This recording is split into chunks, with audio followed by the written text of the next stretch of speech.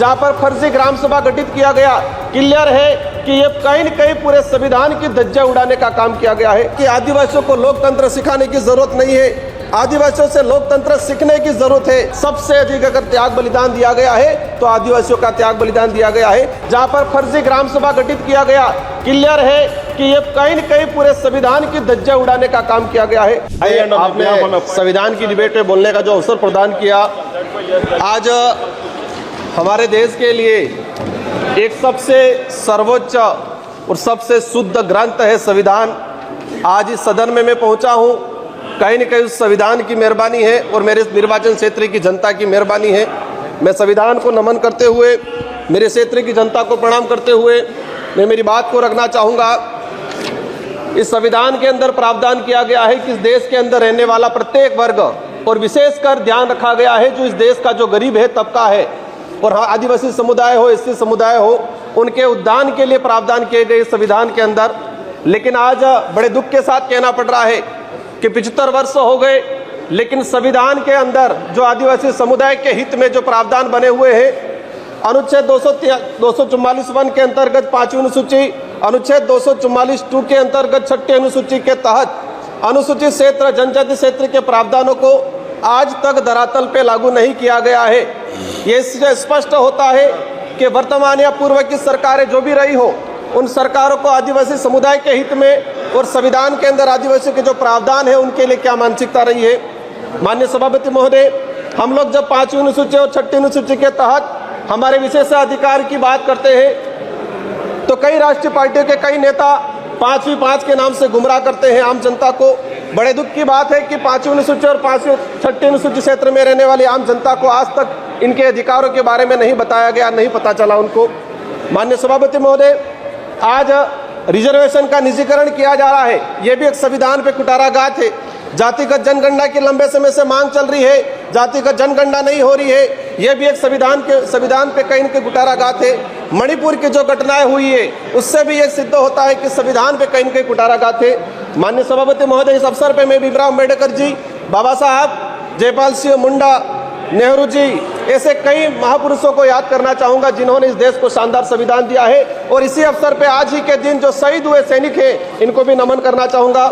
संविधान के प्रावधान के तहत पैसा एक्ट आया इस देश के अंदर, 1996 में पैसा एक्ट आया, आज 28 साल हो गए, लेकिन आज भी कई राज्यों में पैसा एक्ट के कानून नहीं बने हुए हैं। माननीय सभापति महोदय, पैसा एक्ट में प्रावधान है कि शेड्यूल एरिया के अंदर जो भी जमीन है, कोई भी उद्योगपति या कोई भी गवर्नमेंट लेती है तो उसको पैसा एक्ट की ग्राम सभा के तहत अनुमति लेना अनिवार्य है। लेकिन आदिवासी क्षेत्र के अंदर देखा गया है कि राष्ट्रहित के नाम से भूमि अधिग्रहण की जाती है, पैसा एक्ट को नजरअंदाज किया जाता है। हमने कई जगह देखा खनन के नाम पे पैसा एक्ट के तहत ग्राम सभा का बिना परमिशन के और लिया गया।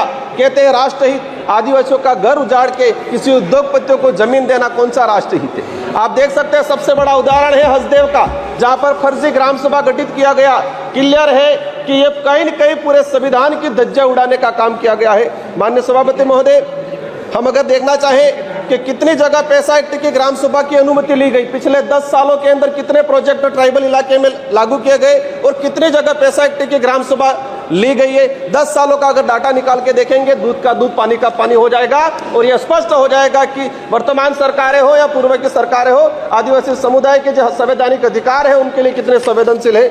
माननीय सभापति महोदय, आज अगर हम बात करें, जब जयपाल सिंह मुंडा संविधान सभा की जब चर्चा हो रही थी तो जयपाल सिंह मुंडा ने कहा था कि आदिवासियों को लोकतंत्र सिखाने की जरूरत नहीं है, आदिवासियों से लोकतंत्र सीखने की जरूरत है जो हजारों सालों से जीता आ रहा है। और ये मानना पड़ेगा कि संविधान निर्माताओं ने भी जब देखा गया कि आदिवासी समुदाय की गण व्यवस्था, गमेती पटेल मुखिया की व्यवस्था, उसी को कहीं न कहीं अडोप्ट किया गया है। लेकिन आज लोकतंत्र में जिस तरह से तानाशाही हो रही है, ये कहीं न कहीं आज आम जनता, आम गरीब के लिए दिक्कत है। जल जंगल जमीन आदिवासी जीवन का आधार है, ये बिरसा मुंडा जी और जयपाल सिंह मुंडा का कहना था। लेकिन आज उसी जल जंगल जमीन को उजाड़ा जा रहा है।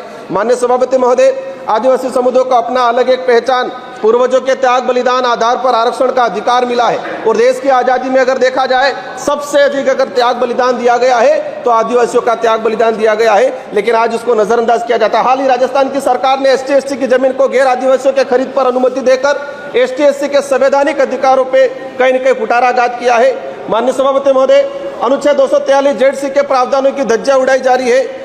आदिवासियों के संवैधानिक अधिकारों को लेकर सुप्रीम कोर्ट के कई जजमेंट आए। Samatha judgement 1997, Vedanta judgement 2013, Ramareddy versus state Andhra Pradesh 1998, Kailash बनाम महाराष्ट्र सरकार 11 जनवरी 2005। लेकिन आज तक इन सुप्रीम कोर्ट हाई कोर्ट के जो जजमेंट है वो आज तक लागू नहीं किए गए हैं। आप अपन निकाल के देखेंगे जितने भी जजमेंट आए ट्राइबल इलाके के हित को लेके आज तक उनको लागू नहीं किया गया है।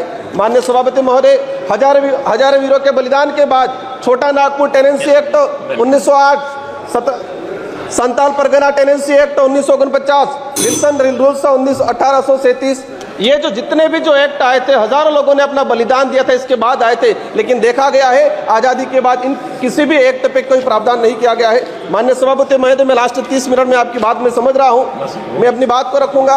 हमारे देश की न्याय व्यवस्था की बात करें, धन्यवाद। एट्रोसिटी की जो बात करें, देश के अंदर इतनी एट्रोसिटी हो रही है